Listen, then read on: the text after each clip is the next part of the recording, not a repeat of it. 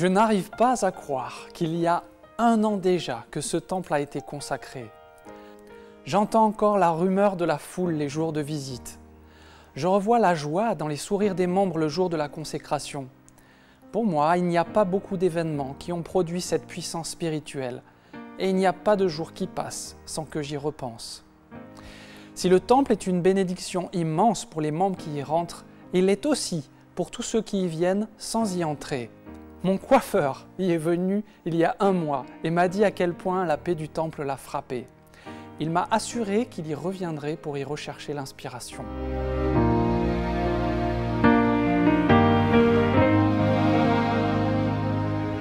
Lorsque je pense aux événements qui ont entouré la consécration du temple, ce qui me vient à l'esprit, c'est surtout l'enthousiasme des jeunes qui ont applaudi l'entrée du président Eyring au début de la soirée culturelle et leur expression unanime de reconnaissance pour un temple en France. Avec le recul d'1 an, il me semble que de parler français dans ce temple est rassurant pour des membres qui jusque-là ont fréquenté des temples partout ailleurs en Europe et soude les membres qui y viennent.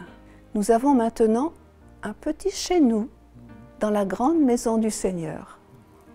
La consécration du temple a été un moment très fort. Dieu a mis sa main sur cet édifice, sur cette ville et sur ce pays même. Quand je vais faire mes courses, je surprends parfois des échanges à propos du temple et ces mots qui reviennent souvent, la sérénité qui se dégage de ce lieu.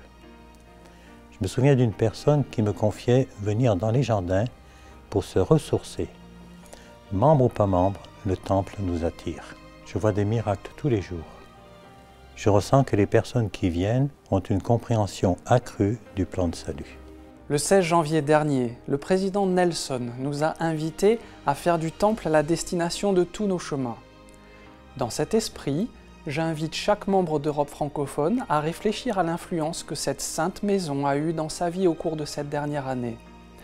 Je me fais également l'écho des 3 invitations données par l'évêque Cossé en janvier dernier. 1. Que chaque membre amène ici quelqu'un qui ne détient pas encore de recommandation. 2. Que chaque ami de l'Église puisse y venir avant son baptême. Et 3.